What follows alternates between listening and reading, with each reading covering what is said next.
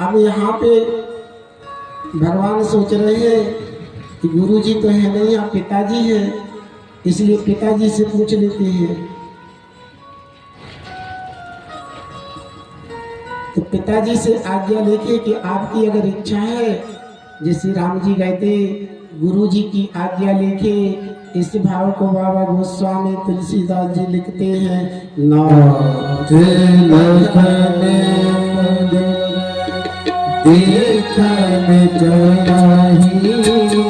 नाथ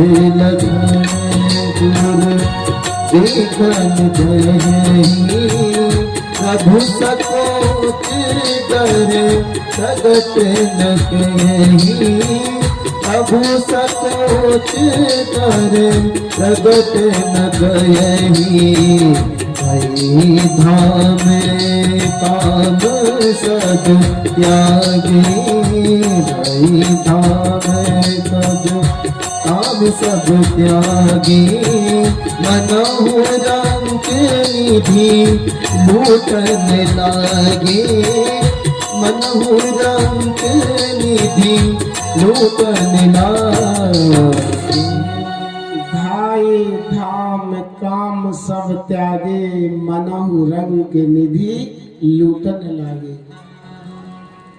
जिस प्रकार राम जी गए थे ना नगर में देखने के लिए, वहां की नारियां कह रही थी, सोने को गुमान गयो गोरे को बिलोक सकी, सावरे को देख नील कमल लजाए हैं, भूपति राजेश मिथिलेश के बुलाए पे, युगल कुमार संग कौसुक जी आए हैं, हेरत हजारन के हीरा हरण किए, लाखन के लोचन चितई के चुराए हैं, और दौड़ी दौड़ी मिथिला की आली कहे, आपस में चित को समालोरी, पुरी में चोर आए हैं, विश्व विलोचन चोर, जो मन चित्त को चुरा ले ऐसे चोर, ढाई धाम काम सब त्यागे, मन ही रंग निधि लूटन लागे। अटारियों में महलों में भीड़ इकट्ठी होने लगी। अरे सुनो सुनो, आपको मालूम नहीं है क्या, अरे वो अघसुर को मारने वाला आ गया, वो पूतना को मारने वाला आ गया, महाराज वो राज करने वाला आ गया। ए तोड़े तोड़े अटारी पे महल में गलिया पे भगवान श्री कृष्ण के ऊपर फूल बरस रहे हैं, फूल बरस रहे हैं, फूल बरस रहे हैं। जहाँ जाते हैं वही फूलों की वर्षा, जहाँ से निकलती है वही कृष्ण बलराम की चर्चा, जिस जगह से निकलती है। श्री धामा मधुमंगल में बोला, क्यों रे कन्हैया, तेरे ऊपर खूब फूल बरसाए हैं, पहले का तू आ चुको है यहाँ, तेरी कोई पहचान है का? कन्हैया ने कहा तुम्हें मालूम नहीं है? बोले नहीं।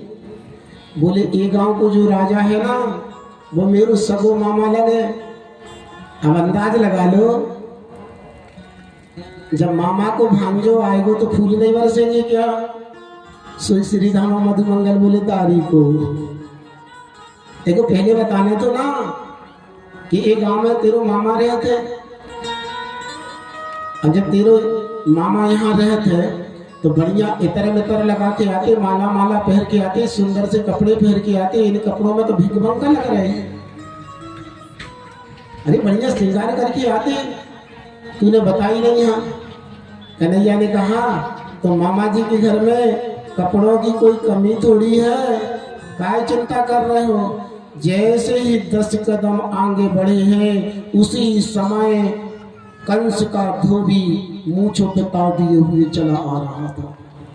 ध्यान रखना, मालिक से ज्यादा चपरासी का पावर रहता है भाई। मंत्री तो मंत्री है, पिए अलग अपना पावर बना लेता है। जो कंस का जो धोबी था ना, जो मूंछों पे ताव देके चला आ रहा था, उसी समय भगवान ने कहा मामा जी राम राम। सोई ऊपर से नीचे देखने लगा, कहाँ के मामा, जान ना पहचान, जबरदस्ती का मेहमान, कैसे मामू बना दिया भैया, कौन हो तुम? भगवान ने कहा परिचय दे देंगे हम, चिंता क्यों करते हो? जी है बलदाऊ भैया और हमें कृष्ण कन्हैया। अच्छा अच्छा, तुम ही बलदाऊ भैया कृष्ण कन्हैया हो, जाओ जाओ, मामा जी बैठे तुम्हारा स्वागत करने के लिए। सोई कन्हैया ने कहा हाँ हाँ, उन्हीं के पास तो जाना है, मगर हमारी जिस सका है ना, जिस जल्दी जल्दी में कपड़ा पहन के नहीं आ पाए, एक दो जोड़ी कपड़ा अपनी पुटरिया में से निकालो और हमारे सकाओं को दे दो। जैसे ही कहा है महाराज, आग बबूला हो गया। तुम गाय चराने वाले राजसी कपड़े पहनोगे, इतना कहने की देर थी, भगवान ने एक तमाचा मारा। जैसे ही एक तमाचा मारा ना, तो गर्दन दूर फेंकी धोबी की, दूर। बाकी के धोबियों ने देखा ये भगवान, एक छोरा के हाथ में तलवार फिट है, तो सब अपनी अपनी पुटरिया छोड़ के भागे। भगवान ने कहा अच्छा, तो भी अपने मामा जी के कपड़े हैं, चिंता करने की आवश्यकता नहीं है।